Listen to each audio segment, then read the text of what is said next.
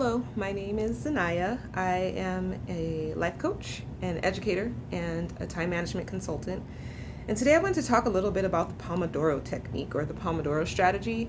Um, it's something I share with students or adults that I work with a lot. And I realize that while it's something I've known about for quite some time, that a lot of people don't know about the Pomodoro strategy. So I want to kind of go through the general concept of a Pomodoro, maybe share a few sites that you can check out in the description below so that you can learn even more about it if it sounds like something that'll be interesting for you. But yeah, I'm going to go ahead and just kind of give you the rundown. I kind of have it broken down into 5 steps. So hopefully that'll work for you. And I hope it's helpful for someone. So let's get started. Okay, so one of the first things to know about the Pomodoro strategy is that a Pomodoro is really considered a unit of time. Um, Actually, let me back up. The Pomodoro strategy was created by Francisco Cirillo, probably totally not saying that name right. It's an Italian name.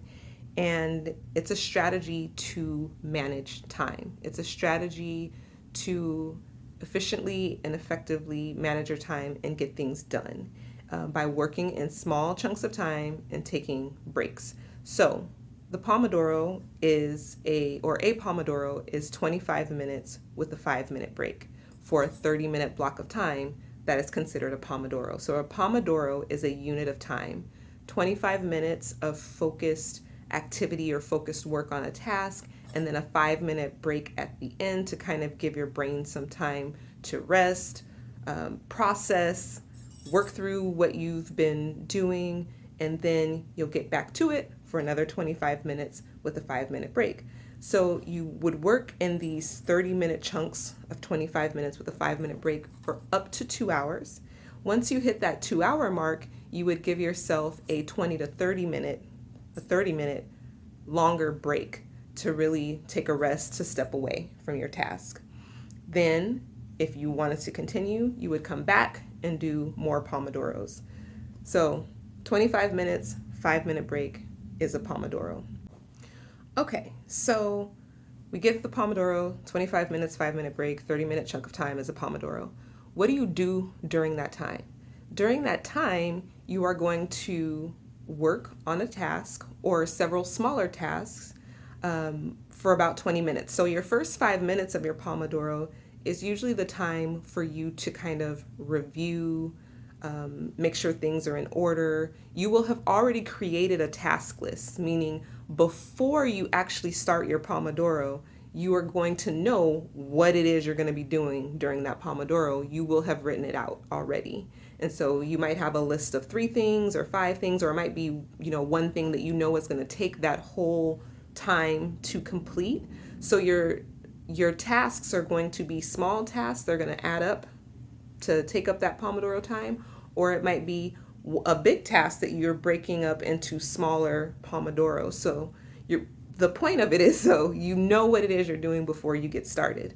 So once you start the first 5 minutes, usually some sort of review, the next 20 minutes or 15 minutes, I should say, is for you to work on your actual task. It could be 15 to 20 minutes. You might be working straight 15 to 20 minutes on that task. If you're studying or doing something like that, you might work for 15 minutes and give yourself the last 5 minutes of that 25-minute chunk of time to review what you've done. So you review the first, I said 5 minutes, it could be 2 to 3 minutes. So we'll just say the first up to 5 minutes to kind of review and prep, 15 minutes to actually engage in your task, and the last 5 minutes to review what you've done. If you're not doing schoolwork or something like that, you might just work through that 15 minutes up to that 20-minute point, if that makes sense. So 5 minutes to kind of get stuff together, then 15 to 20 minutes to actually work on the task. So that's kind of what you do during the Pomodoro. You're going to review, work, and review, or review, kind of set up, and then work on the task until you hit the 25-minute mark. The other thing to know about a Pomodoro is you use timers with the Pomodoro. You use a timer. So you would have a timer there set for 25 minutes to make sure that you only work for 25 minutes. And then when it's time to take your break, you'll set that timer for 5 minutes to make sure that you take the 5-minute break. So there are timers involved with Pomodoro as well. The other thing is it's meant to be a low-tech way of doing things. So you're going to be working with pen and paper. You're going to write down your tasks. You're going to be crossing out your tasks. You're going to be tracking how many Pomodoros it takes you to do things so that you can become more efficient with understanding about how long it'll take you to do things. So to do a Pomodoro, you really need a timer, paper, and pen.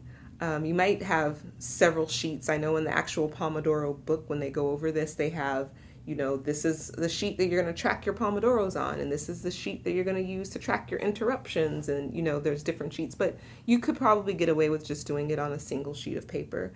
But what you want to make sure you have is your timer and paper so that you can write down your tasks. Also, so you can track your Pomodoros. How many Pomodoros is it taking you to complete different tasks so that you're learning yourself and your time needs as you work through the different Pomodoros? Okay, so you're all set up, all ready to do your Pomodoro. You've set up your space, you have your timer, you have your paper, you have your pen, have any snacks or drinks that you might need so that that's all set up. Everything's ready to go. And you're working and you start having those intrusive thoughts, or your mind starts to wander, going off on different things. Those are referred to as internal distractions, meaning you are distracting yourself from your task. We really want to help ourselves to learn how to push through when we're working on something, so we don't want those internal interruptions to derail us. So there is, in the Pomodoro strategy, a suggestion to have a paper where you're writing down those internal interruptions as they pop up. I often refer to that as the not right now list. That is not Pomodoro terminology. It's just the terminology that I use, the not right now list. So whenever you're doing a Pomodoro, you might have a sheet of paper or a space on your paper that's the not right now list. Anytime any of those thoughts start popping up that are not related to what your task is at the moment, you would just write it down on the list. You're not going to engage with it. You will look at it after you're done and see if you need to make time or create a Pomodoro to address some of those internal interruptions that have come up. But while you're working on the task that you're working on, you're just going to write it down and put it to the side. So we've talked a bit about what to do with those internal distractions, but what about external distractions? Meaning phone call, someone walks in while you're working on your task, there's something externally that happens. Hopefully your phone is off or on do not disturb, or it's somewhere where it isn't going to be a distraction. Let the calls go to voicemail. You might have time set aside after your Pomodoro to return calls, but if you can, just let it go to voicemail. If you can't let it go to voicemail, or if someone physically comes in and interrupts you while you're working on your Pomodoro, the strategy that they offer is to inform, then negotiate, and follow up. So you're going to inform that person that, hey, I'm in the middle of a Pomodoro, I'm working on this task, I'm working on this thing right here. I don't have time to talk with you right now, but I will be done in X amount of time, and then you can follow up with them at that time. It's really, really, really, really, really important that you follow up with them when you say that you are. If you do not follow up with the person at the time that you say that you're going to follow up with them, well, now they may not be as willing or as likely to respect your time in the future because you brushed them off or you didn't follow up with them. And whatever they came to you with was probably important for them. So it's really important that you don't let it distract you while you're working on your Pomodoro. And it's important that you make good on the promise that you made in following up with that person later when you do have time. So inform them of what's going on, negotiate a time that works for you to check back in with them, and then make sure that you actually follow up with them afterwards. So that is pretty much the Pomodoro strategy. 25 minutes, 5-minute breaks, using timers, tracking things pen and paper, focusing on the task as much as you can, and then taking a 5-minute break at the end, and just keep doing that until you get your task done. The actual Pomodoro strategy book, which I'll put that in the description box so you can check that out if you'd like, really goes into a lot more detail about how to track your Pomodoros and how to guesstimate how long you think it's going to take you to do certain things. And, this is a very in-depth time management strategy. I'm just kind of giving an overview in the way that makes sense for me and hopefully makes sense for you as well. The other thing to note is that there are modifications to the Pomodoro. The traditional Pomodoro is, as I said, 25 minutes, 5-minute break, but sometimes people will say that's just really not enough time for them to really get going on something. So a common modification that I've heard of is sometimes people will do 45 minutes with a 15-minute break at the end. I've heard of people doing a 50-minute 50 chunk of time with a 10-minute break at the end. So they're working for an hour instead of for 30 minutes. Another one that's popular for people who are really, really struggling with being able to attend to a task is they might do 20 minutes of focus time with a 10-minute break. So you can kind of play with it. Again, now you're starting to stray from the traditional Pomodoro if you start modifying the time too much, because the time is significant in Pomodoro, the time chunks, the time stamps that have been chosen. But you do what you got to do, and you take what works and let go of what doesn't usually. So these are some modifications that have worked for other people. The other thing that some folks will do is they will set out to start with a Pomodoro, but if they find that they're in a really good headspace or motivation has found them, as I say, if motivation finds them, then they just keep going, meaning they're not taking their break. They're just going to keep going until they kind of run out of gas or the focus is gone. And then they're like, okay, all right, I can take a break now. So they kind of use that Pomodoro as a way to get started and to get something done, assuming that motivation doesn't find them. We don't want to rely on motivation. Motivation is going to come and go. So whenever we start relying on motivation to get things done, we are in trouble. Have some kind of strategy or structure so that you can show up and get things done, and then motivation will find you, as it always does, and you'll be able to capitalize on it. But then if it doesn't find you, you have something in place so that you can continue to make progress on whatever it is that you're working on. So if you get in the zone, you might just keep going. Again, know that that is not traditional Pomodoro, but it works for some folks.